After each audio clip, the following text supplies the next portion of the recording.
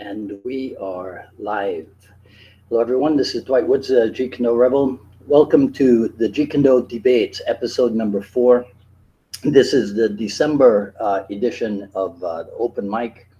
And as you're logging in, if you'd be kind enough to say where you're logging in from, hit the like button and feel free to continue doing so throughout the debate.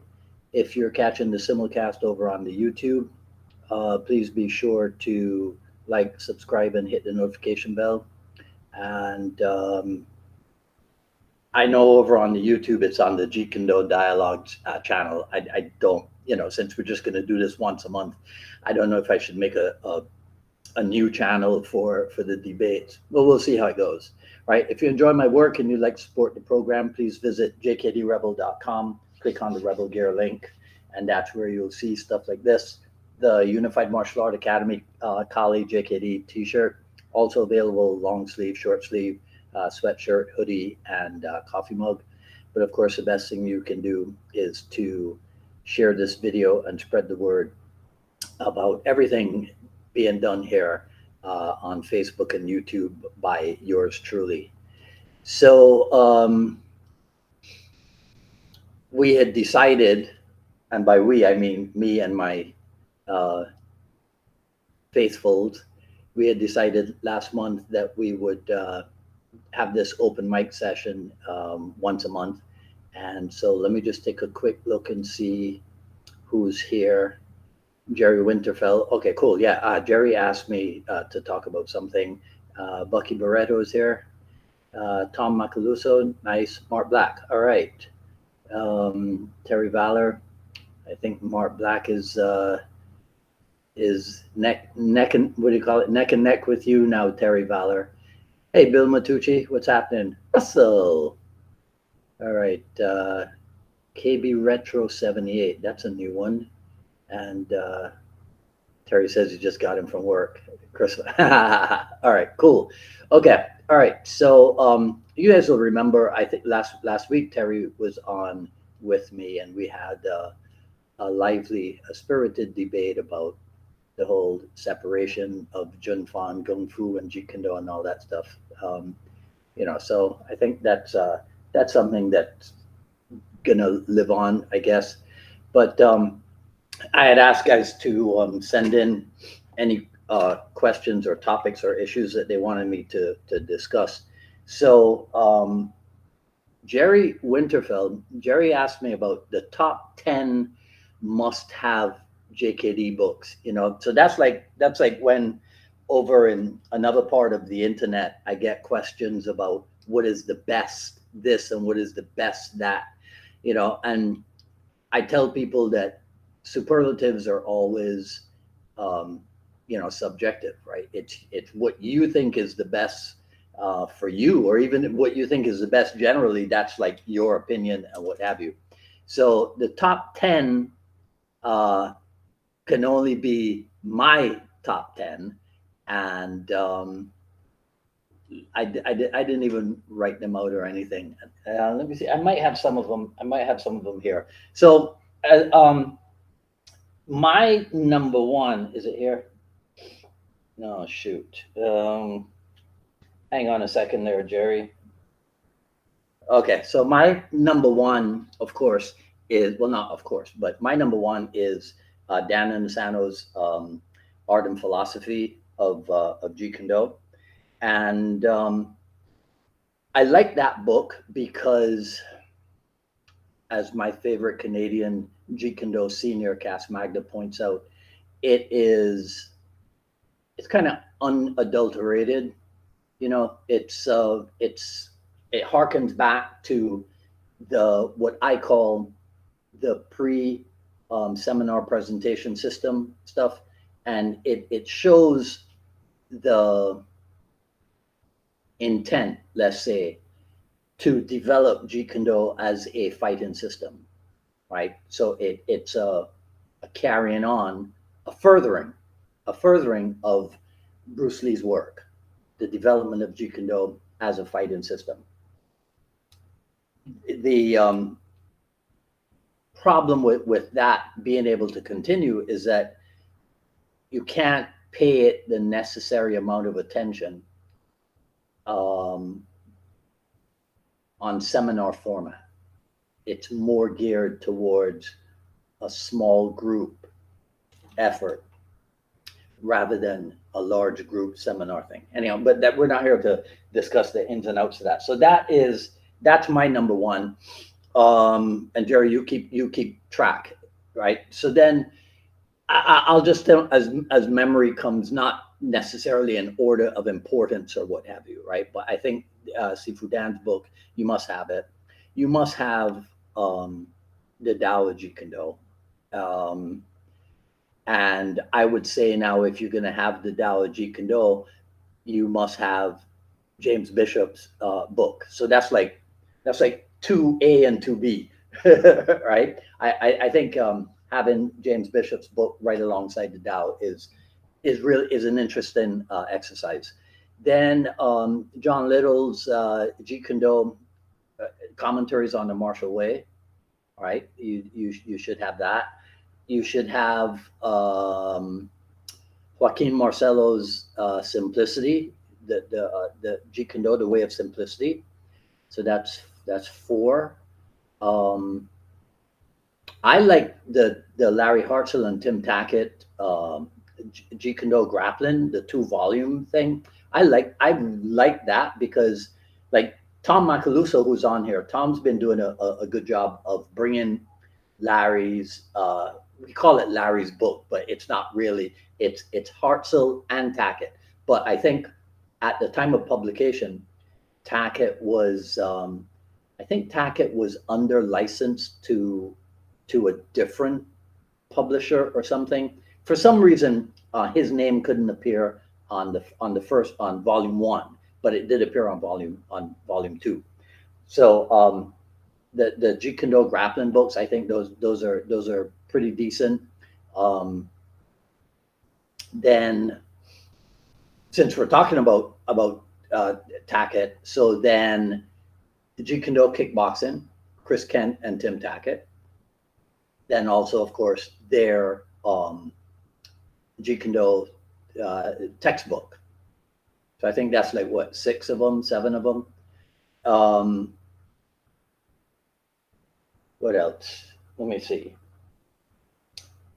Chris's Jeet Kune A to Z, which I think it was 2 volumes that were then compiled into a single edition and called the Jeet Kune Encyclopedia, I think. Right, that's another one. Um, Tackett and Bremer's Chinatown Jeet Kune, those are pretty decent books as well. Um, and then most recently, Tackett by himself has done Jeet Kune Principles and Jeet Kune Essentials, I think, and those are interesting. I that's Jerry. That should be about 10. Oh, there it is. Right, that should be about 10 of them, right? Um, yeah. So that those would be my 10 must have. I mean, I own them all, so I think people would be well served. The thing about Jeet Kune books, though, is this: um, they can. I was going to say they can only supplement, but that's Jeet Kune. It's hard to learn Jeet Kune from a book, man. It's might be easier to learn Jeet Kune from a video, but again, you'll just be copying moves, and without an instructor to guide you, then you're not really having the Jeet Kune experience. You know what I mean? You're converting it into something um, almost classical, because it's like, okay, the guy does it this way, so now you try to do it the same way that the guy in the video is doing it. So without some kind of live instruction, some kind of live interaction, then it's not the true Jeet Kune experience, right? So okay, so that's the book part. The second part of Jerry's question was the video instructionals. Now, I have to admit, I don't know that there's a whole bunch of video instructionals out there. Um, Let me try to think. Who has video series? Chris Kent has Dynamic JKD. Um, yeah, see, because okay, and then there's Inosano's Definitive and what have you. But again, put in Jeet Kune Do on video as a standalone thing. You get what I'm saying? Right? That is, it's not it's not the best way. You know what I mean? It's definitely not the best way. But it can be an addendum, it can be supplemental, it can be reference material to what you're doing in a live setting. Right? Jeet Kune Do can't ever be relegated to here's the video, just copy what you see on the video, and there's your Jeet Kune Do. That is, I dare say, productization of Jeet Kune Do, which might not be the way to go. So I can't really think. Now, I do know that there are people who have online JKD training. And I know Ron Balicki has a program. I think Kevin Seaman has a program. Rick Fay has a program. Joaquin Marcelo has a program. Maybe by Christmas, if not early in the new year, the most recommended online training program will be the one found at jkddrills.com or at jeetkundoonline.com. Don't go there now because there's nothing there. But yeah, in another couple of weeks, jkddrills.com and jeetkundoonline.com. Just keep your eyes open. That's all I'll say about that. Right? So that's it, Jerry, in terms of top best Jeet Kune Do video instructionals. Yeah, I can't think of anybody who's just done anything recent, because people don't do that anymore, right? See, I'm such an old fart that people don't put out DVDs anymore. I think everything is streaming now, right? I'm pretty sure everything's streaming now. Okay, so let's see. Bill says, what about Tommy Gong's book? Yes, yes. Sorry about that, Bill. Yeah, Tommy's book is. I think it's over in that section there. That I was not really familiar with it, but then I forget who mentioned it to me, and I found it to be quite informative, right? So well, now we got to talk about Terry Tom's books as well. The Straight Lead, like I find it really, I think it's really it's interesting that you can write a whole book on the Straight Lead, like that's impressive, right? And then her second book, the Arsenal of Self-Expression, right? So those would be there. But yeah, but I didn't mention it in my top 10, Bill, because I wasn't initially very familiar with it. Right. Okay, Jerry says, I think I have most of them. All right, Bucky. Yeah, Bucky, you better agree with me.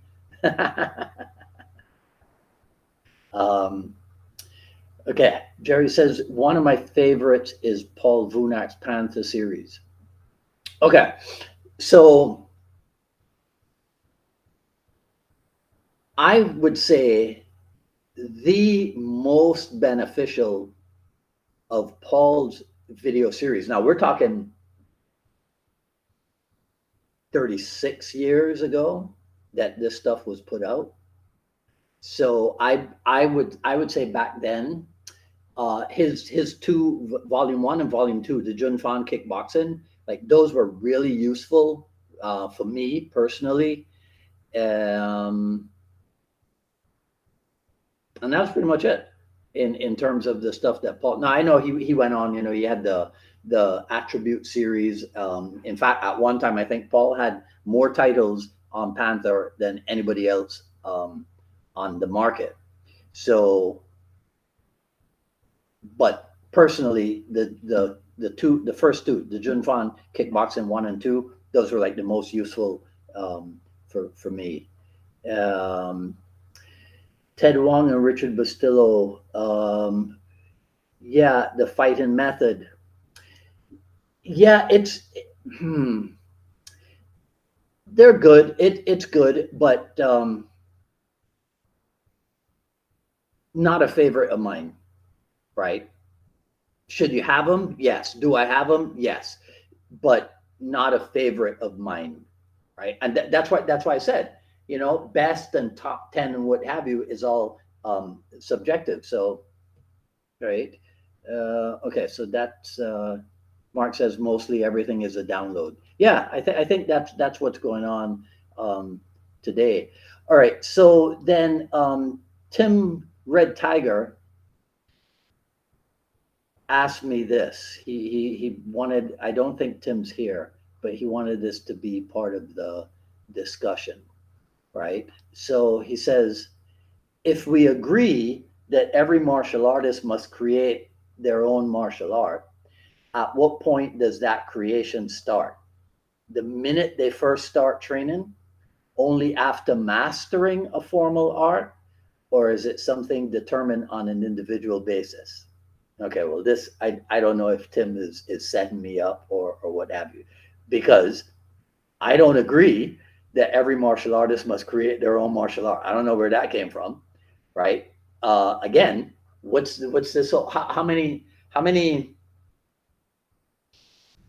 How many martial arts are we gonna end up with if we agree that everybody is supposed to create their own? And how the heck do you do that? How do you create your own? I mean, if I decide now, okay, you know what? For 2023, I'm gonna create my own style. What the heck am I gonna come up with? Right? That's not been done already.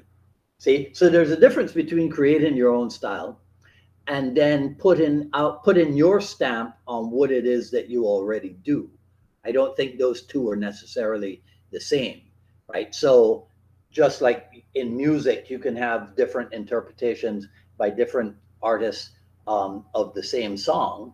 In JKD, we can have different interpretations. Everybody can put out their own stamp on Jeet Kune, and what you will find is a lot of commonality, a lot of similarity, but I don't think you will find a lot of let me make up a word, identicality, right? I don't think you're going to find everybody doing the same thing, but people will be doing similar things, and people might even do some things exactly the same, but you're never going to find everybody doing everything exactly the same. So I don't agree that everyone is supposed to go out there and create their own martial art. I think most people are just happy getting real good at whatever it is that they're studying rather than having to create their own. But let's assume that we're dealing now with people who want to create their own. At what point does this creation begin? Well, I don't know how it's possible for somebody who has no experience in martial art to start training in martial art with the idea that one day he's creating his own. That's ambitious, right? That's ambitious, but I don't know how practical or realistic it would be to already be thinking. It's like my second week, right? And in class, and I'm already thinking about creating my own. I got to spend some time, right? So the the genesis of the idea could occur, yeah, at any point, right? But true creation can't start until you have put some time in. So then he says, um, mastering a formal art.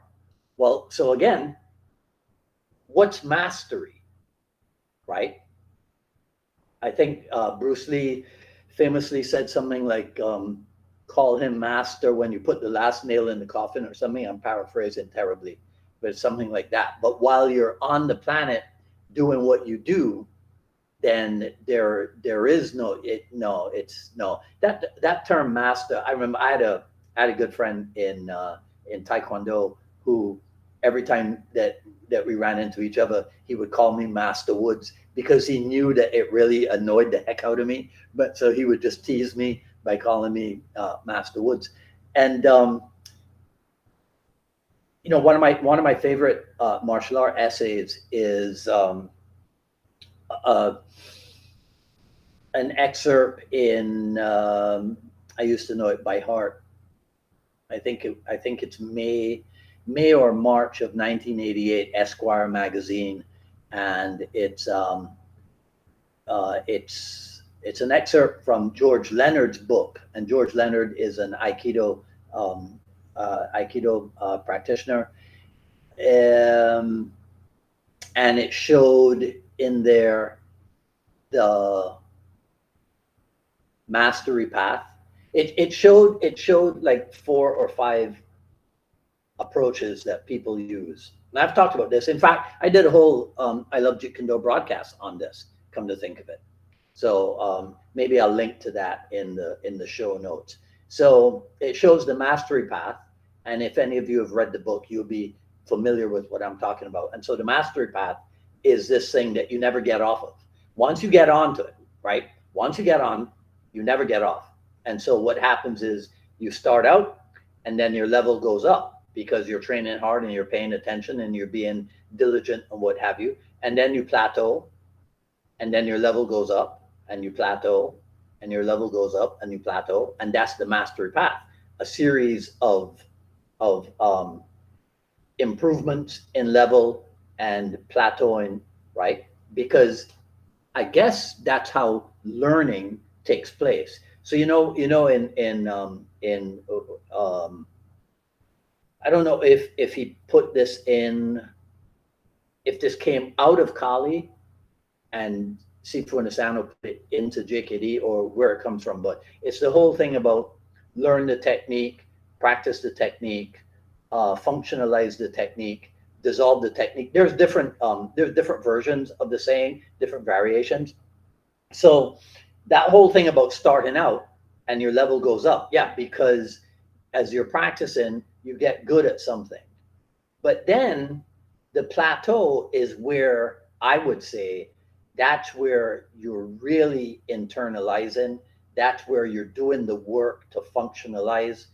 And so, unfortunately, the plateau is where a lot of people quit, right? Because maybe it wasn't explained to them that that should be expected, right? You know how you guys ever heard of it's a Napoleon Hill book and it's called um, oh shoot, this is embarrassing. It's what the heck is the name of the book? I can't remember the name, but what it's about, it's something like being 20 feet away from gold. And so the analogy or the metaphor or whatever is about mining for gold and quitting because you've been digging and drilling and what have you uh, with little or no success, and so you give up. And if I remember the story correctly, one guy gives up, another guy comes in and takes over, and he continues the drilling and he hits the gold or something, right? It's kind of analogous to um, the this is so embarrassing. I hate it. To Russell Cornwell's Acres of Diamonds, right? The one guy who went out looking for the diamonds and didn't plow enough and didn't realize that his plot was where the diamonds were and what have you because he always kept looking. In fact, that reminds me of something. One time, you know how the whole thing about the grass is always greener on the other side, right? I remember I learned a really good lesson about that whole grass is always green on the other side. You know why? It looks green. It looks green because you're standing up here looking down at it. You see, so you might be looking at your plot of grass and it doesn't look green enough, and you look over there, right, and that one looks green. But if you could get on this level and look at the grass from here, then you'd see how brown it really is down at the roots or what have you, right? So I thought that was always interesting. It's always your point of view. Your point of view, right? Your vantage point is what can make a whole lot of difference in your ultimate vision, right? Okay. So what were we talking about? I forget what the heck we were talking about. Anyhow, right? So, okay, let me try to save myself and see if anybody put anything else in. Um, Grodin's 2 volumes available online. Um, Lee, is this the definitive series? Is this 2 volumes of the definitive series? Because I'm not sure if Sifudan's put out anything else on JKD. Okay, so Patricia Kamisato, aka Cesar Polyakov, right? Do you believe it's possible to reverse engineer by reading the books he read? Oh man, how are you going to do that? It's a ton of books, right? Do you think we could take advantage of those sources?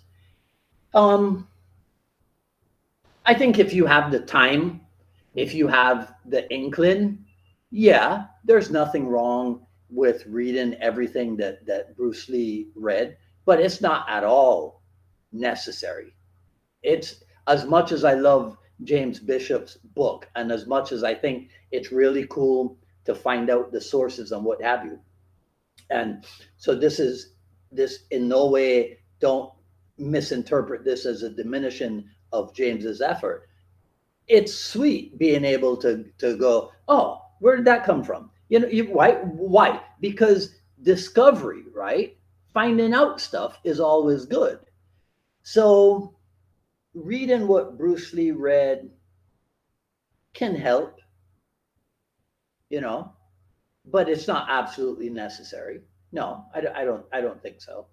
Um, so possible to reverse engineer Bruce Lee, reverse engineer Jeet Kune or what have you, Cesar, right? It would be fun taking advantage of the sources. Yeah, so I forget who said this, but I agree totally with it. I think one of the beautiful things about James Bishop's book is that it doesn't do anything to diminish Bruce Lee's intellect, right? Of course, the Bruce Lee naysayers will be like, oh, well, he was just a plagiarist and whatever. Well, they're idiots, right? What it does is it shows us, it gives us insight into Bruce Lee's way of thinking, why he chose what he chose to make personal notes on. So that could be an inspiration for us to now you don't go reading exactly what Bruce Lee read and writing out the same notes that he wrote out, because well, then you're being him, you're not being yourself. And that's one of the greatest lessons that Bruce Lee could teach us. So it's like you start making your notes on the stuff that you were reading. If it happens to coincide with something that Bruce Lee read, so be it, but it's not a necessity. And that's what I would say if anybody was to ask me, right? What non-JKD authors would you recommend?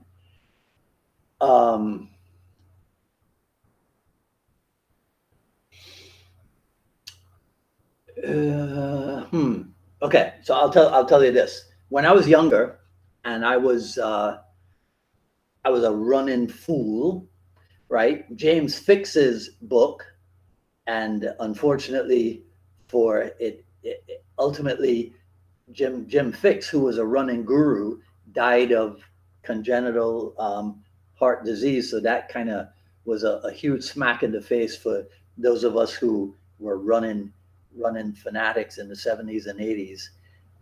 But I forget if it was called the Book of Running or whatever it was. That's definitely something that I found useful. I'll tell you another set of non JKD books. All right, so there is the Dynamic Kickin' series by Chong Lee, and again, I was a kicking idiot in the old days, Tommy. So that's why. So there's dynamic kicks, advanced dynamic kicks, and super advanced dynamic kicks, I believe. Another one that was really fun and that actually had some unique approaches to stretching in it is The Art of Stretching and Kicking by James Liu. I don't know if you guys know who James Liu is. Um, James Liu is kind of like the equivalent of Jeff Imada, but he's not a JKD guy. So we don't, I hold a special place in my heart for him, but not the place that Jeff Imada holds, right? But James Liu is a Hollywood stunt guy, and you would recognize him from Big Trouble in Little China. If you saw his face, you would know exactly who I was talking about. But his book, The Art of Stretching and Kicking, and then Bill Wallace's, I think it's almost the same title. Bill Wallace had a book on stretching and kicking as well, and that was good fun. Um, who else?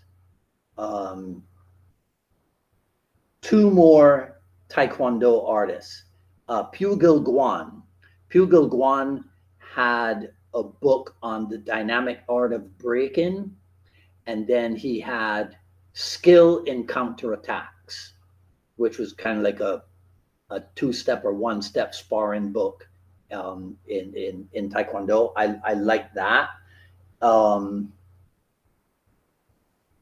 and then Master He Il Cho's book on Taekwondo as well. That was pretty useful for me. So those are the non JKD books that I used in my development. I'm trying to think if there's anything else. Um, yeah. Okay. Right. So I didn't finish telling you guys about mastery. So let me see if I can remember. So there's the mastery path, and so if you have the vision, once you're on the mastery path, you never get off. I told you that people, when they get on the plateau, they quit. Some of them will come back, and then they'll hit the plateau again, and they'll drop out again. And those are the people that I think he calls them dabblers, right? Because they like martial art, they know they should be training, but they just don't have the discipline and the dedication to stick to it. They don't have um, patience and perseverance, so they end up being dabblers. The other one is the obsessive, and so the obsessive is the one that I think the obsessive uh, is probably very common and fueled by the internet. The whole you see something on the YouTube and you're going to try it in class tonight syndrome, right? So the obsessive is the one that wants to train every day for hours every day because he thinks that the more time that he puts in, the quicker he'll learn and the faster he'll become good. And so many times the obsessive injures himself and is forced to drop out. And then he comes back and he hasn't learned a lesson from the first injury. So he goes back, you know, um, BTTW, if you know what that means, and gets hurt again, comes back, spends an even shorter time before he gets hurt again, and then pretty much he quits as well. And then the last one is the hacker. And the hacker, I'll never forget this, even if it's 34 years ago. The hacker is content to improve, to master his mistakes. I'm pretty sure that's how George Leonard describes it. And so this is a guy who could be a nice guy, social guy, maybe even fun to have around, but he just doesn't have that fire for improvement. And it might be the kind of student that you talk to about, here's what you need to work on, and it's like in one ear and out the other, right? So it's not that these are evil people or what have you, and it's not. And but that should not be mistaken. That should not be mistaken. The hacker, you shouldn't think that the hacker describes, like, sometimes when you have an older student, who just isn't physically capable. So you might say, okay, well, you need to work on this and you need to work on that. But he might be at an age where he's not able to actually do it better. For whatever, especially if it's somebody who started martial art at a later age, as opposed to somebody who came up in martial art as a kid, right? So don't you got to be generous, right, before you start labeling somebody a hacker. But there are some people, and I think if you sit down with a hacker, if you identify somebody in your world as a hacker, um, I wouldn't be surprised if you sat down with that person and had a good heart to heart conversation, if you could actually light a fire under them. Because if people keep showing up, but they don't keep improving or they don't work hard, the constant showing up is an indication that there is desire there. You just got to learn, if you're the person who's in charge, or if you are a person who can influence them, then you just got to do what you can to light the fire under them. Okay, right? Don't ask me. I'm no psychologist. I don't know anything about any of this. All right. Okay. um who's Okay, so that was Tommy. Hey, Ramon Diaz, what's happening? um Kent Nelson downloads. Yeah, Kent's a talented guy. Um, okay, here is Tim Bescherer, right? So in fact, I think you guys, hopefully, you guys have heard about Tim's new podcast series, and I'm pretty sure that T Kent is episode number one, which how did cool kids say, drops next week, is it, or something? Tim, you'll let us know. All right. So Tim says, I think we all create our own style, but it doesn't need to be labeled as something new and taught. Well, see, okay. So style. So this was a discussion that we had in the 1980s in Jeet Kune parlance, right? In Jeet Kune language, in Jeet Kune terminology, lexicology, or whatever the word is. Style means your individual way of doing what we're all doing. So the way you look when you do what you do is your style. The way I look when I do what I do, even if we are doing the same thing, that's our individual style. Now, go back to the 60s, the word style, as you might, as Bruce Lee might have used it, referred to art. You see, so karate was a style, judo was a style, kung fu was a style, right? And so I never use the word style that way. So like in Enter the Dragon, when the New Zealander says, "What's your style?" Right? It's like, well, what art do you train in? You see, but later on in the 80s, we used to talk about style as your individual way of doing things. So that, so you don't even have to create that, so to speak, right? That just is the way you do what you do. And but I agree with Tim. There's no need to label it as something new and different to others. Oh wait, you know what? Hang on a second. Let's see. What happens if I click this? Check that out. But now, can I read it? Because it's pretty small print, right? We don't need to label as something new and taught as something new and different to others.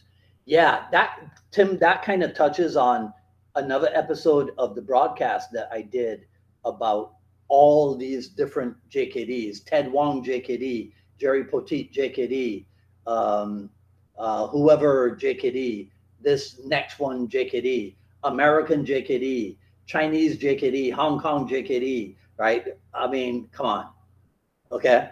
How are there going to be all these different JKDs? You don't hear about, well, I shouldn't say that you don't hear about. Um, you ever heard of you might have the American Karate Association, but the art that they train in might be Shotokan Karate, and then you have the Shotokan Karate Association, and then you have the International Shotokan Karate Federation, and then you have Shotokan Karate of America. Did I say that already? JKA, whatever. But everybody's still doing Heian Shodan, right? Even though they have all these different associations. Well, JKD, we could never have that because we ain't even got one. We don't have a single JKD association or what have you. Anyhow, right? So, okay, so I just learned to click something and now I don't know how to unclick it.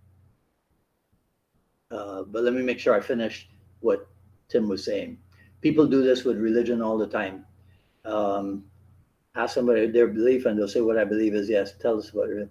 Tell us about the religion you invented for yourself. Yeah. Okay. Well, yeah, it's bound to happen. Um, so KB Retro says it would create itself. Okay. Hey, Tim Red Tiger, here you are. Right. You'll have to rewind, Tim, to hear what I said about you. It was all good. Right. Kent Nelson's videos are really good. Yeah, he's a talented guy. Definitely. There is no master, nail in the coffin. Okay. All right. Um, it's in the Academy webpage for purchase and download. Oh, okay. So it's Sifu Dan and Yuri Nakamura. Okay. I do I have those? If I don't have them, I've seen excerpts from it, or maybe I have Yuri's Japanese version, but I've seen those. Yeah, yeah. Those are pretty good. Those are pretty good.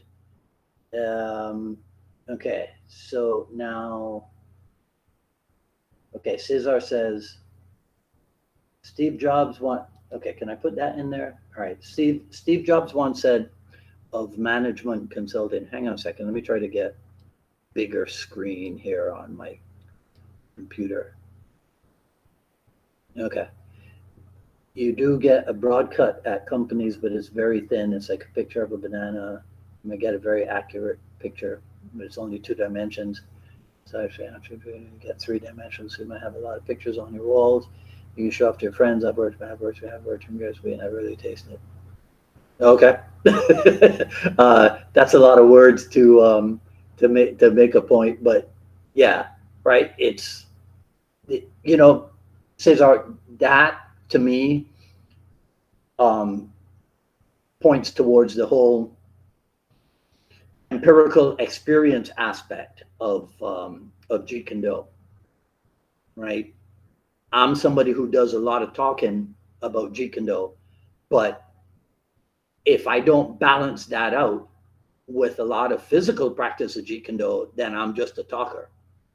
You know what I mean? Right? So it's part of the whole balance thing. You got to make sure that your JKD approach is balanced. Um, Aiden says, search for your own truth. There you go. All right. Lee says, Krishnamurti.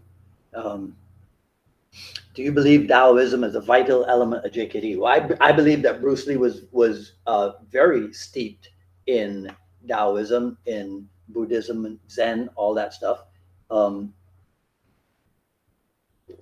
So I think that to understand him, you should invest some time in the study of it. I think that there are certain elements of Jeet Kune Do that, yeah, that are obviously, it's like the famous one about difference between hard style and soft style, not two. And what I have come to realize is that the Tao seems to point always to the middle path, right? Not never to either extreme, right or left, but down the middle. So it kind of like a balanced beam, you know. So you have a huge plank over here on the right, and you have a huge plank over here on the left, and then you have this thin balance beam down the middle. It's hard to walk that middle path and keep your balance, right? It's so much easier to go off onto any of the wider planks or the bigger planks where what's the saying, uh, where misery loves company, right? Because you'll be there'll be a lot more people over there or over there, right? And so you'll find company with them, but keeping your own company and walking the middle path is a lot harder to do. And my um, my realization is points me in that direction, that the Tao is all about balance. And so to me, that was a message that Bruce Lee relayed in a lot of his writings and what have you. Mark Black says it was really cool to attend Yuri Nakamura's Jun Fan classes at yeah. Well, so I was in I've been in both um, his Jun Fan class and his shoot wrestling class, and as somebody who had a background in classical Japanese martial art, I appreciated his the structure that he gave to it. Right, I think he definitely um, he karateized his Jun Fan classes up to a point, um, but I wouldn't take it as far as um, like creating specific sets and what have you, um, and turning stuff into like a kata or what have you. I wouldn't go that far with it, but it helps to have some kind of structure to what you're doing. You just got to be careful that because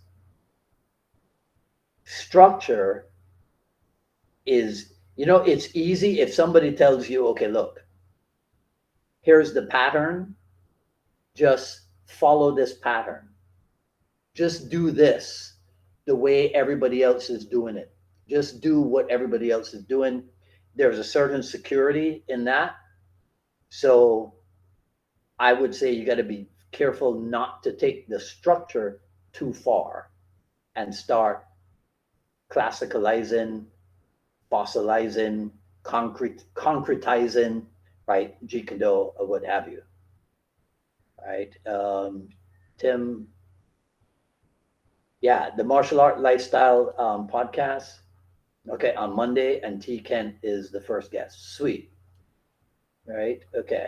Tommy says, I think everyone creates a personal style, as in the difference between boxers. Yes, actually, yeah, Tommy, that was something you had talked about a couple of days ago about the difference in, yeah, everybody's boxing. You know what, Tom? I don't understand why it's so hard for people to get this, right? They look at boxers. Okay. They look at boxing is as old as dirt, and it still continues, right? There's not a whole lot of technique in boxing, and like specific techniques and what have you, and people can still use it. It still continues to devolve. It still continues to evolve, and people accept that different boxers have different styles. They have different approaches to it. There's a lot to learn uh, about Jeet Kune Do from that, right? Okay, Tommy says similar to judo, there's Russian style, Korean style, but all judo. Yeah, right. I didn't even know there was Korean style judo. I wonder what they do. I wonder what they do. I bet you they don't do anything different. And is Russian style judo sambo, Tommy? Right? They remade Sifudan's and yours in English. Oh, okay, cool. Okay, nice, nice. All right, Jerry. Well, Jerry, I enjoy your being around. Um, yeah, see, so Tim Red Tiger says he sees a lot of Dow in JKD, and Tim would know more about this stuff than I ever could. So still working. What are you saying here? Still working with the idea that there's one martial art, but is the okay, yeah, all right. So in case you guys are Tim always, not always, but very often comes up with this. So there's only one martial art. And there really is only one martial art. Okay. Um, I'm trying to think of a way to tie it into the whole understand the root, and then the blossoming and what have you. But there really is only one martial art. Now, in Korea, their approach to okay, there's only one martial art, and there's only two areas of martial art training. Right? I've done this with you guys before. Okay, there's only one. Yeah, there's only let's do it this way. There's only one martial art. Let's agree on that. And there's only two approaches to training, or two types of training in that one martial art. What are the two types of training that I'm talking about? Let me see how long it takes you guys to come up with it. So there's only one martial art, and there's only two types of training that you can do in that. Mark Black. I think you were there when I first came up with it, when I first revealed this. Yes, right? There's weaponry and there's empty hands. Okay, Mark, let's see how much you remember from that lecture. Empty hands, there's only what? Give me two things first. There's only two things that you can do in empty hands. What are those two things? This is fun. All right. There's only two things you can do in empty hands. What's that?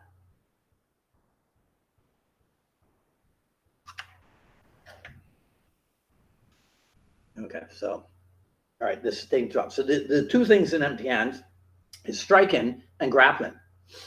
Right. In striking, you've got kicking, punching, elbowing, kneeing. In grappling, you've got standing grappling where I put you down, but I stay up, and then you have ground fighting. So, but because in this one martial art that we're talking about, the goal is to be well-rounded, then we train in the empty hands, but we train in the weaponry. Now, in the weaponry, what do you have? You have blunt weapons, and you have edge weapons, and then you have fixed weapons, and you have flexible weapons. So in this one martial art, we know what our goal is, and we realize that intentionally we're going to have to train to be well-rounded. Now, to me, that's the Jeet Kune approach. But see, out there are people who they're not looking for that. Brazilian Jiu-Jitsu, they're not even particularly interested, except for the self-defense sequences, I guess. But the more dominant version that we see of Brazilian Jiu-Jitsu is the ground fight aspect. They're not, to the best of my understanding, they're not particularly interested in developing their striking arsenal. They're not particularly interested in developing skill with weaponry, right? So, but does that mean somehow that Brazilian Jiu-Jitsu is inferior or whatever? Can't say that, because as Larry Hartzell would say, right, I'll paraphrase him, whoever can maintain that particular range, when we talk about kicking, punching, trapping, grappling range. So whoever can maintain the grappling range right, will come out on top.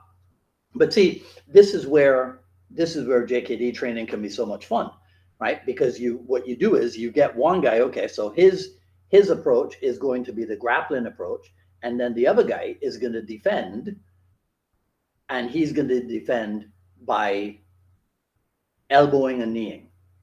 And then you work those two against each other, which is why you can never run out of material to train. And which is why, also, if you look in the commentaries book, Bruce Lee talks about stuff like that. He talks about grappling as a defense and grappling as an attack, and all the other breakdowns.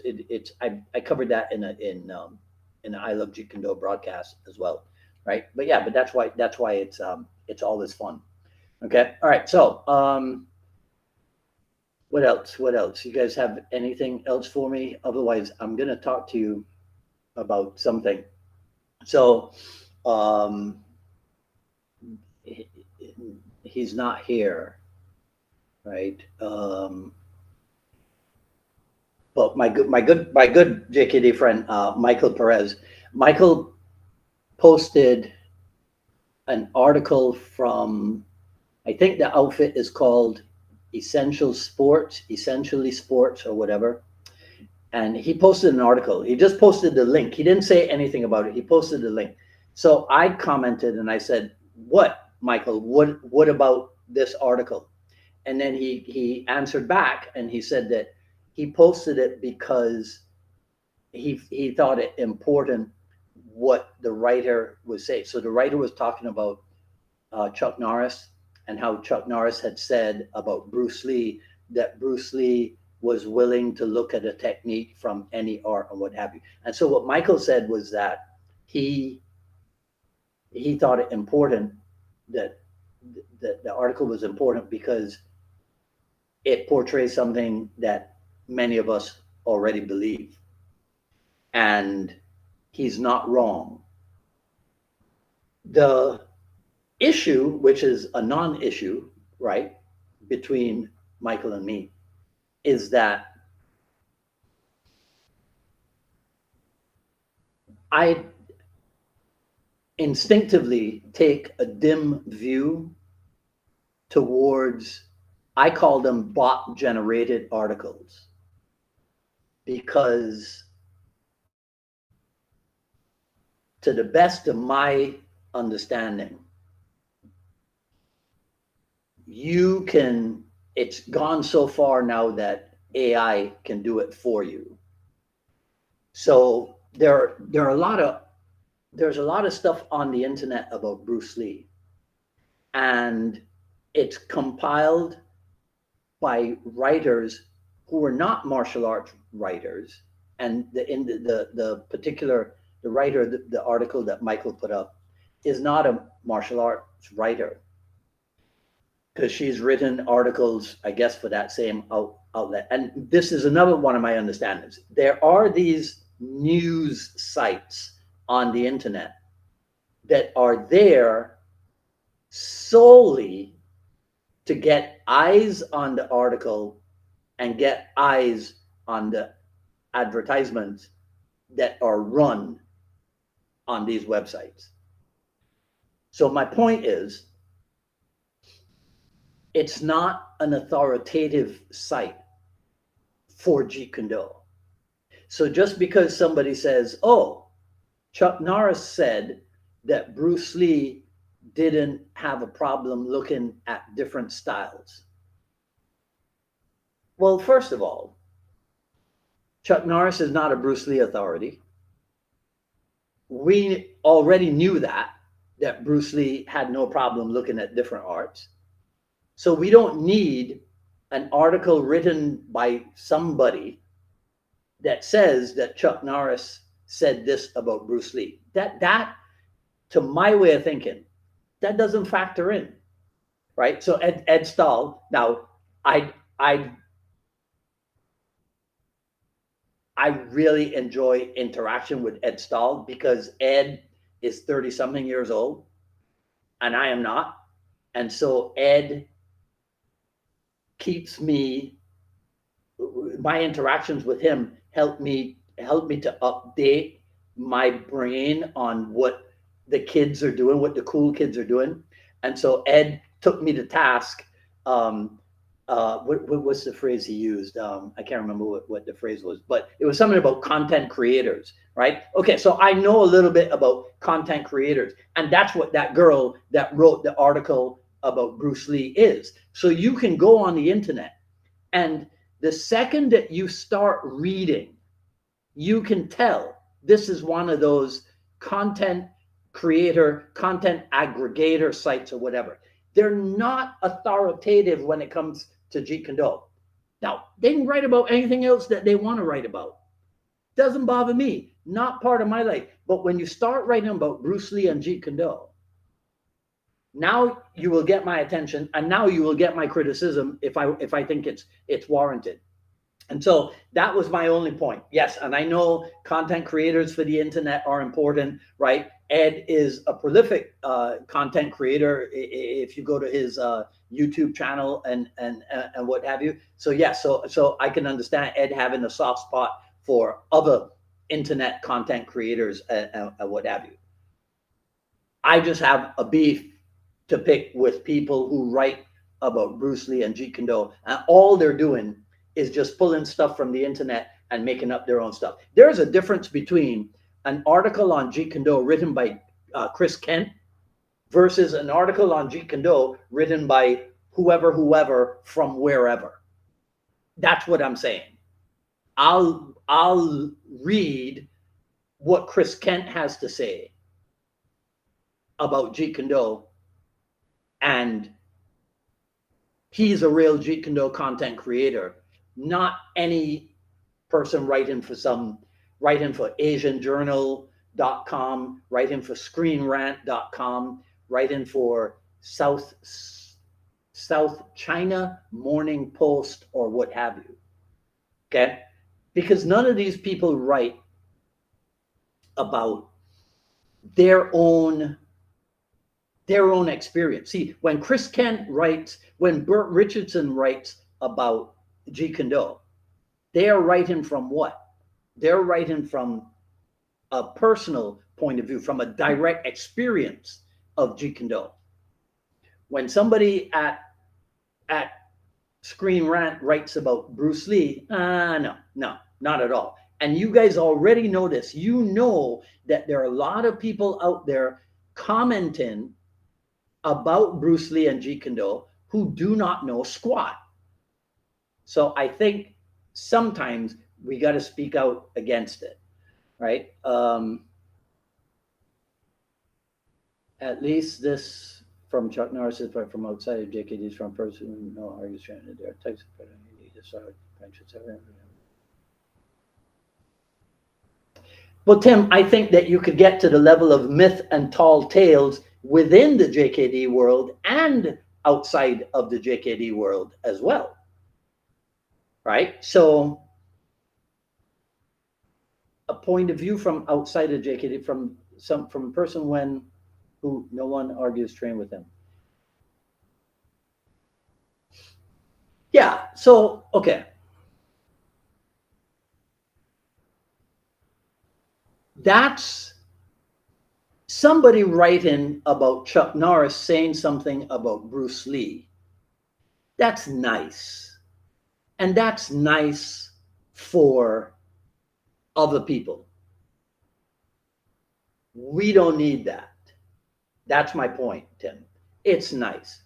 It's, as Sifu Dan would say in the old days, it's better than nothing, right? But, and Tim, you know this, there was a time, I don't know how many of you guys know, but Tim would definitely know this. There was a time in the old days where media, Jeet Kune in media, for the most part, magazine articles or what have you, had to be cleared. Okay? It had to be cleared. You did not have the freedom to just put out whatever it is you wanted to put out whenever it is that you wanted to put it out. It had to be cleared, right, before you could do that. Now, those controls are not there anymore, right? For better or for worse, that's entirely up to you. But all I'm saying is that we don't need to go outside of Jeet Kune Do to find validation for Jeet Kune Do, right? And so I'm not going to post an article because I found it online and it said Bruce Lee was real fast. So now I'm going to post that on my, I'm going to put that on my Facebook page because I found an article written by somebody that says that Bruce Lee was real fast, that says that Bruce Lee influenced generations. No, no, it doesn't work for me. But that's just me. Okay. All right. So let's see. It's 7:05. If nobody has anything, and okay, there was the other thing I wanted to talk to you guys about as well. There was a thing put up about Sifu and Asano and making people instructors, right? So I think it originated. Let me think for a second. It originated with a post about Jerry Poteet and the amount of time that he spent training or what have you, and then it says that it was Sifu and Asano who made, and then it gives a list of names, right? Gives a list of names of people that he made instructors or what have you. Now, here's the thing about making people instructors. I don't, Tim could probably verify this. I don't know that that Sifu Dan ever gave, let's say, for example, Daniel Lee, a certificate that said instructor, that said like Jeet Kune Do, you're now a Jeet Kune Do instructor or whatever. I know that on various occasions, the family trees were put out, and so it showed so and so as somebody who is qualified, right? Somebody who has a working knowledge of Jeet Kune Do, and then in certain instances, it showed where people had permission to do a little group thing in their backyard or what have you. And so those people named became known as qualified, legitimate sources for Jeet Kune Do knowledge when seminars became a thing, and then more people got on the seminar bandwagon, right? That's how the whole instructorship thing started to grow, and then out of that, that's how the whole certification thing started to grow. But the comment was made that Dan Asano made a bunch of people instructors because he wanted them to teach Jeet Kune Do at the Kali Academy. I suspect that was a good guess on the individual's part, right? A good guess, perhaps based on a comment from someone else.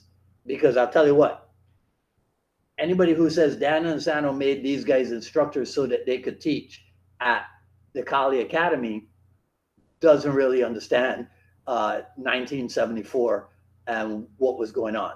But perhaps in his time in the Jeet Kune Do world, somebody said, oh yeah, Dan wanted people to teach, he wanted people to teach at the Kali Academy, to teach the JKD and whatever. No, that is not the reason why anybody was legitimized or what have you. It was not at all so that they would become instructors at the Kali Academy. First of all,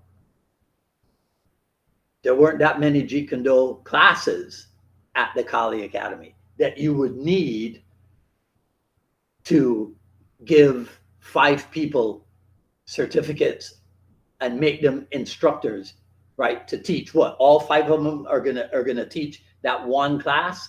I don't think so, right? Anyhow, who's that? Sal! What's happening, man? All right, that's my old student, Sal Freck. Man, that Sal takes me back 20 plus years to Kendall Drive, and he moved down to Nicaragua from Miami, and Sal had some health issues, but looks like he's doing real well. Good to hear from you, buddy. All right. Okay. So, all right. So, Timmy, let me read your stuff, and then we'll wrap this up. Right. Yeah. People didn't get the word instructor. That the whole thing about like Bruce Lee didn't make instructors himself. The whole thing about third rank being an instructor rank that came about in the 80s, right? Simply because the people who were put in charge of groups had all been promoted to third rank. So third rank was formalized as the first level of instructor, and then things went on from there, right? Um, Most arts have belts, and everyone gets to a certain belt rank. It is assumed they could teach. Yeah, yeah, yeah. That's the thing. Not everybody who get in like the classical arts. Not everybody who gets promoted to black belt, right, can teach. Teaching is a separate thing from being good at doing. Right? Everybody who can do can't teach. Mike Tyson, I don't know. Mike Tyson coaches people. Well, maybe he can now, right? But there was a point where Mike Tyson, he's not necessarily the best person to try to learn boxing from, right? There was what was his name? Mark Leland.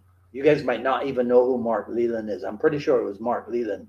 Um, he I think he was an Olympic champ, but he didn't do very well as a professional fighter at all. But he became a stellar coach, right? So yeah, not everybody who gets a promotion to whatever can teach. Arts without belts is a student base is growing. People go back to wherever to teach. Yeah, right. Okay. Yeah, so Bob, that's kind of what I was saying just now. Rank and teaching credentials should be separated. Yes. Oh yeah, for sure. For sure. The the the automaticity, the automatic um giving of teaching responsibilities to somebody simply because Mark Breland, thanks, Jeet Kune, Mark Breland, right? Um, Automatically, the second that you get a black belt around your waist, you can now teach. That ain't so. That is not so at all. No, no, no, no, no. That's like you graduate college with your degree, so now you can teach it. I don't think so. You graduate college with your degree, so now you could go get a job and you know what you're doing. Nah, there's a thing called on the job learning, right? So it's like, but I am as guilty as some other people of doing that, of assuming that somebody who came up through the ranks at my school was somebody that you could put in front of a class, right? In fact, I remember one time Sifu Dan told a story. Who was it? Something happened, and he needed he needed somebody to warm up the class, to get the class started. And so he called one guy out, and the guy's like, I don't know what to do. And Sifu Dan was like, you've been here forever, you're a senior student, jump rope, that's how you warm up. Right? So it's stuff like that. So apprentice instructor is not the black belt in JKD. Nah.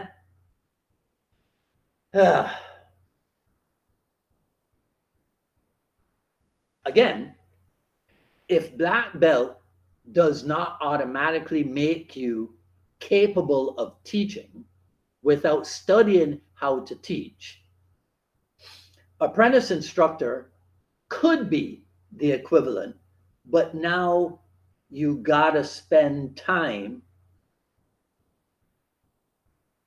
Okay, Tim. So you recognize the story. All right, cool. So I'm not going crazy. It is a true story, right? Okay, so Bob, so if we were to say that apprentice instructor, no, see, because this is the thing about apprentice instructor. Apprentice instructor is not yet ready to teach.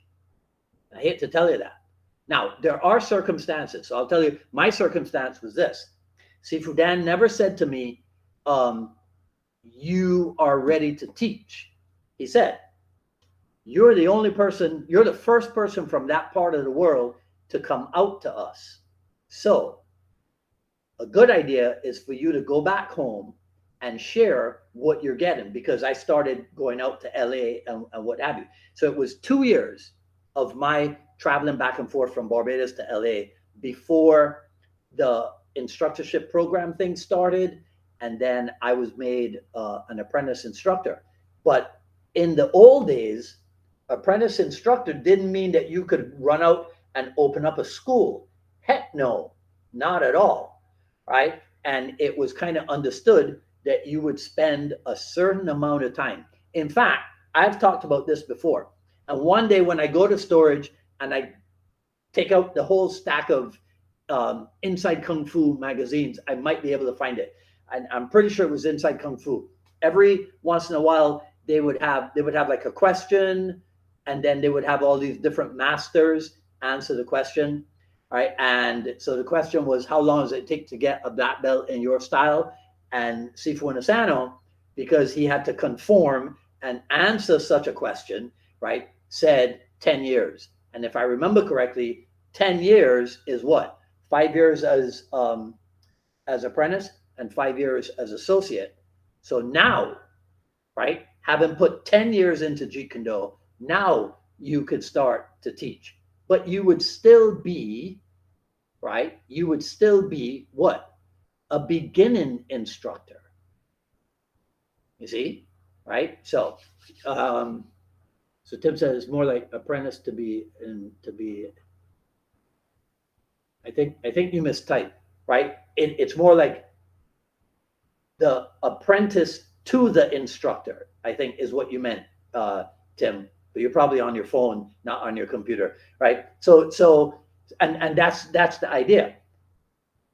An apprentice is not somebody who is, think about the word and what the word means, right? Apprenticeship is spent under the tutelage and the eye of someone. Apprentice is not, you don't apprentice to yourself. An apprentice is not somebody who is out there doing his or her own thing. No, the apprentice has to be attached to someone who is teaching. So you work your way. So it's like I can't think of an industry or an endeavor where, well, anyhow, right? And then associate, the associate. So think of the associate professor or the associate degree. That too, that title is still somebody who is um, subjugated, not in a bad way, right, to someone else. An associate instructor is not hasn't been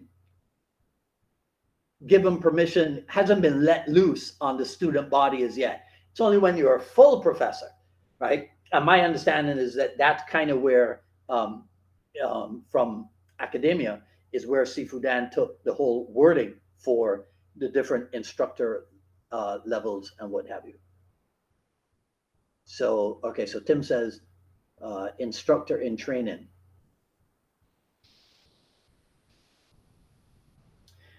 Um, yeah, I guess.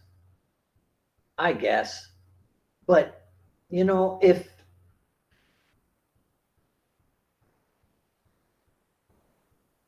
I don't know if it's a really good idea for the word instructor to be in there if you've been around for 2 years and now you're made an apprentice instructor.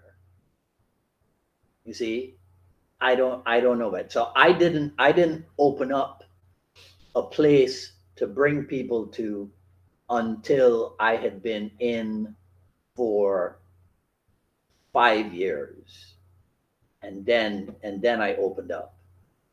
And then 4 years later, I got associate, and then 5 years later, I was made full instructor. So my journey was 14 years to full instructor,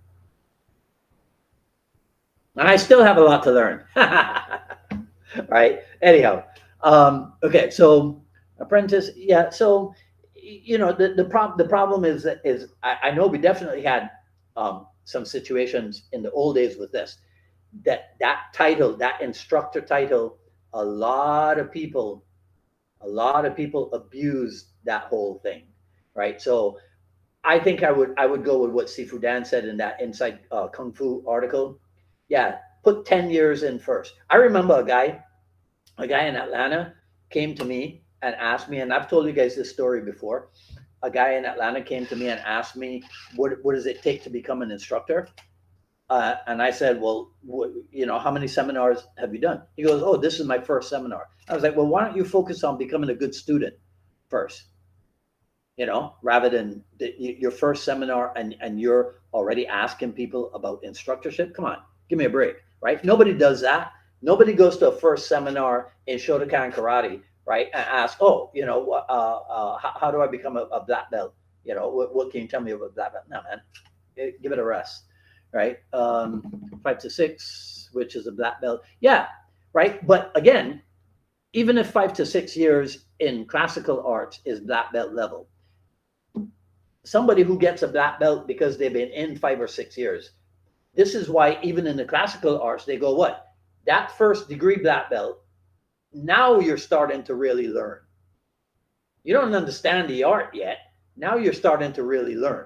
So imagine that person who is at the point of now starting to really learn, trying to teach. Maybe, maybe not. You can still help out. So I would say, generally speaking, if I had to boil it down to a time frame, like if I was forced to, I would say put a good solid 10 years in, before you start to think about teaching. And still recognize that the student track and the teacher track are two completely different things. Not that you couldn't, in a lot of well-run professional martial art studios, they do have, like a parallel student and instructor track, right? Because you can identify people who have the qualities that will someday make them a really good instructor. You could see that, and so they have a like almost like a career path. So in some of the really really really well organized, like old taekwondo schools and what have you, they had career path for teenagers and what have you, right? So it can be done. It can be done. Of course, we're talking Jeet Kune, so it'll be harder to do, but it can be done, right? The highest form of learning is teaching according to the sacre. Yeah, yeah, but that doesn't mean teaching before it's time to teach. You see, it means you have to be highly enough evolved to understand the benefit of the learning that occurs when you teach. It's not, it's no, so you still got to get to a teaching level, right? Okay, all right. So let's wrap this up. Thank you guys very much for your participation. I hope when we do this in January that I get a ton more questions, but this is just the second time that we've done this. So like most things, it takes spreading of the word and what have you, and then maybe one day I will actually get somebody who says, "Oh, yeah, I want to come on the show and debate so and so," or "I want to come on the show and debate you, Dwight," or whatever. Who knows? All these things can happen. And in this crazy world in which we live, who knows what will happen in the new year, right? Anyhow, so that's it for this evening. You guys have a great weekend, and I told you on Wednesday, I have 3 people who came down with COVID recently, but fortunately, nobody got sick. They tested positive, but nobody got sick, right? And so, but stay safe, right? And I will talk to you guys later. Have a great weekend. Talk soon.